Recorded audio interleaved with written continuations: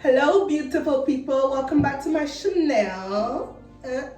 Just taking a moment to celebrate this jacket because it cannot be in full frame. I got this in Mexico in January and I just wanted to take a moment to appreciate it. If you're new here, it's so good to have you.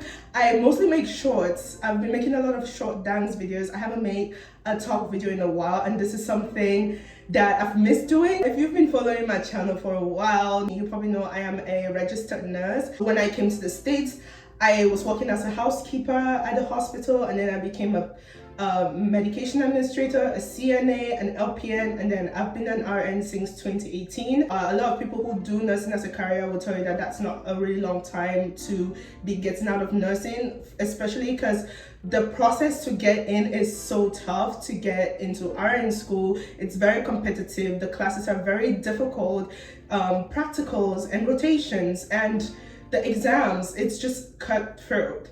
And so a lot of people, when I tell them that I'm leaving nursing, they're like, girl, all of that hard work that you put in, how are you just leaving from that? And I just wanted to talk to you guys about it. I know there's a lot of people who follow my channel who are also in healthcare, just to let you guys know how I came to this decision and what made why am I leaving nursing is the long and short of this video. So let me start with when I came to I'm a first generation immigrant. My entire family is in Cameroon. I just got my mom here to the States. I've been a breadwinner for my family for a while, and when I came to the States, no one I don't want to say I was pressured into healthcare. That is not true. I was making the most effective decision that will give me the tools that I need to have job stability and provision. And so while I grew to like different parts of nursing, I always knew in my gut that it was not something that I wanted to do for the rest of my life. I have been in nursing homes. I did not like nursing homes. I like working with children. So nursing homes that was a really sad time for me. There would be times when I would wake up to go to my job and I would be in tears driving to work, like, God, I do not want to go here. I hate this. I hate doing this. This is not where my spirit thrives. I'm a very free spirit. If you know me, if you see my videos, in real life, I'm a very free spirit. So to be in an environment like hospice and end of life, while that can be a very fulfilling place to be, for me, it was a very draining time for me. And then I did in nursing school, they tell you, oh, you must be a med-surg nurse. That means you must work in the hospital in order to thrive as a nurse. The days when I was a CNA at the hospital, I knew from the very beginning that I did not want to work in a hospital. And so that took off that. I was like, okay, well, because I was like, I've put in this work to get this degree, right? I love to connect with people, but just being in the healthcare industry so long, I knew what it was like, and I knew the challenges and the short staffing and all of these issues. So I was just trying to find a space where I was not miserable, but I still felt like I was bringing some kind of purpose. So I ended up doing outpatient nursing, which is the only branch of nursing that I've been able to tolerate. I tried home health. I did not like home health. And so if you're watching this and you're a nurse, I don't want you to feel stuck in whatever place that you are. Know that there's options for you. There's so many options in healthcare that you can do. If you don't want to leave the field, you can find things in the field that work for you. That's what I did for the past 2 years. I was doing travel nursing in public health, community health hospitals, and I was able to be okay with that because I love the connection piece. I do not like the clinical aspect. I don't want to start an IV. The thing that kept me in nursing was the human part, talking to my patients, emotionally being there with them and encouraging them and motivating them to make changes in their lives. That was the part of nursing that I wanted. And I came to this point last year where I just took this hard look at my life. Like, is this who I am? I took a trip back to my country. I'm from Cameroon. I went to Cameroon last summer and I was there for about 2 months. And while I was there, I worked with the orphanages and I worked with the kids.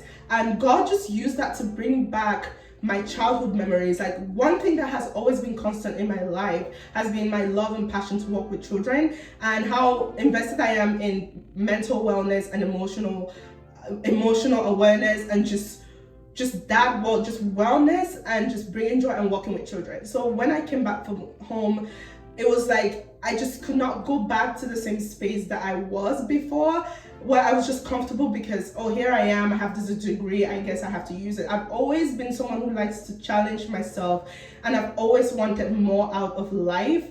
And so when I came back, there has been this restlessness since then to find that thing, like, what am I doing here? Why am I here? Do I really want to do this for the rest of my life? And the answer was no. The answer was absolutely not. So I started looking at, well, what are the things that I can do? And I went through this process of questioning different things, writing down my journal. What about this? Like literally doing a draft of my life and what can I do that will bring me this fulfillment, and where I can wake up every morning and have this excitement about what I do. And I do know that there's no one job where you are absolutely 100% happy all the time, but I'd rather have a stressful day at a job that I know that that's where I'm supposed to be, than have a stressful day at a job where every day I'm like, why am I here? Why am I here? Why am I here? Which was literally most of what my nursing career has been. And so I went through the list. That's a whole nother video of how I came to the decision of where I am right now.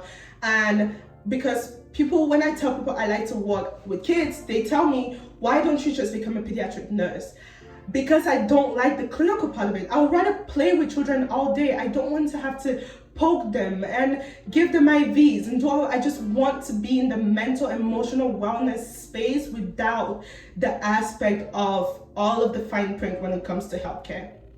And so, long and short, I decided that I wanted to pursue a career in applied behavioral analysis. Before 2022, I did not even know that was the field, because I always doubted that there was something out there that would give me the opportunity to do exactly what I want. For my entire life, I've always wanted to work with UNICEF, and I did not know how do I go from point A to point C, right? There's the point B in the middle where, okay, I know what I want, I just don't know how to get there. And I found this opportunity with ABA. It's just like, it means what it sounds, applied behavioral analysis. It's just analyzing what causes behavior, why people do what they do. Mainly in this field applies to, you can do this, like if you know the show Criminal Minds, they use a lot of behavioral analysis there. With kids with developmental disabilities is a field that this is really mainly used in, to kind of help them adapt. And if you're in this field, you're like, it's like not changing the neurodivergent, because that's a very beautiful and unique part of every child's life, even an adult who has that, but adjusting things that are making lives difficult for them to make life, to make them have a better quality of life, and I get to work with kids all day. And so I applied to graduate programs, because I had my undergrad, and I applied to graduate programs last fall. I only applied to 2 because it's a fairly new field, so there's not that many schools that offer it. Even UCLA did not have a program, so I applied to Cal State University and USC, and I got into both schools. And I decided to go with California State University just because it's, it's a government college, it's a government university, it's a lot cheaper than USC. And I don't know, I just, in my spirit, while I was applying to both of those things, I was leaning towards California State University. And also, I think USC was more for the name. And like when I thought about the practicality of what I want to do with this degree, it made more sense to go with California State University. So at this point, since I came back from my trip to Europe in July, I have not had a nursing job. It's like God has made it in a way that my body literally has been physically rejecting it in a way. I've had interviews with home health because my program is very it's full-time, and so Monday and like there's certain days in the week where I literally am fully committed to school. And so like I've been applying to part-time jobs in nursing because I'm like, well, I have this degree, I should do something with it. And so I will go to interviews and get the job offer, and my spirit is just like, no. It's like God is saying, why are you taking 2 steps forward and 5 steps back? Like you're playing it safe, right? Like you found this thing, and mind you, I love what I do. I am so like learning every day what I learn about. I'm just so fascinated by this. Like this is something that I see myself doing for the rest of my life. And I'm getting a 4.0 GPA. I'm the vice president. This year, next year, I'll be the president because the president is in the badge ahead of us. And I love it. It's literally, everything that I hoped for and so much more. And so even right now, when I think of doing anything clinically, because I was like, well, I guess I can just get a nursing job while I finish school. But like, God is like, you have to, like, you wanted this, trust me and fully engage yourself in this.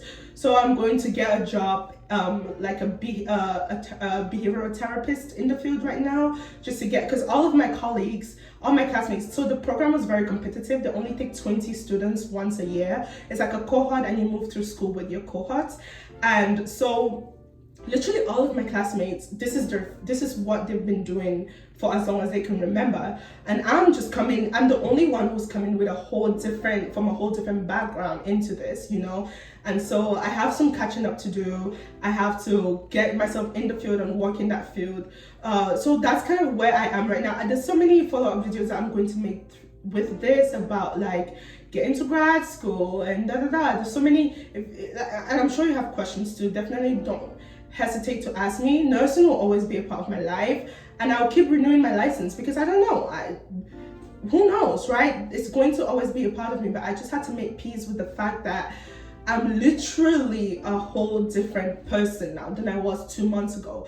My priorities have changed, my passions, I'm embracing them more now. I'm just in this stage of life where I want to be fully as authentic as I am and not care about what everybody else is doing, and just focus on my journey and where God's taking me. So that's where I am right now. It's pretty crazy. It's been a process of like, there's something about wanting to do something and then actually being in a space where you're doing it, where your mind kind of has to adjust to this new version of yourself, where you're like, okay, all things have passed away, this is the new me, and just embracing every process of that and not expecting anyone else to understand your process, because it is my process.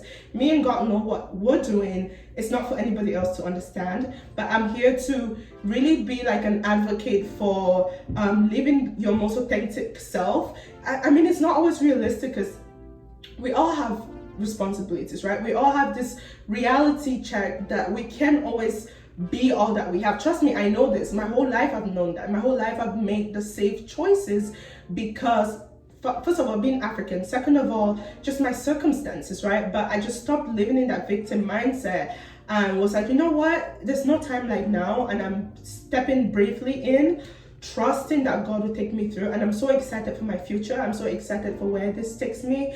I just envision myself doing TED Talks about this. It's just crazy. I have a vision. I have like this vision thing where I picture myself somewhere and work towards it. And so far, it's worked very well. And I'm just so thankful because God has given me the strength to make those tough choices. And it's not been easy. And some days I question it, like, am I making a mistake? Like, why am I living something that's so safe to venture out into this uncertainty, right? But it's like, when you know, you know. And so I have so much peace with the decision that I've made and with everything that's going to come as a result of that. If you have any more questions, please don't hesitate to ask. I didn't want this video to be too long. So that's where I am. Thank you.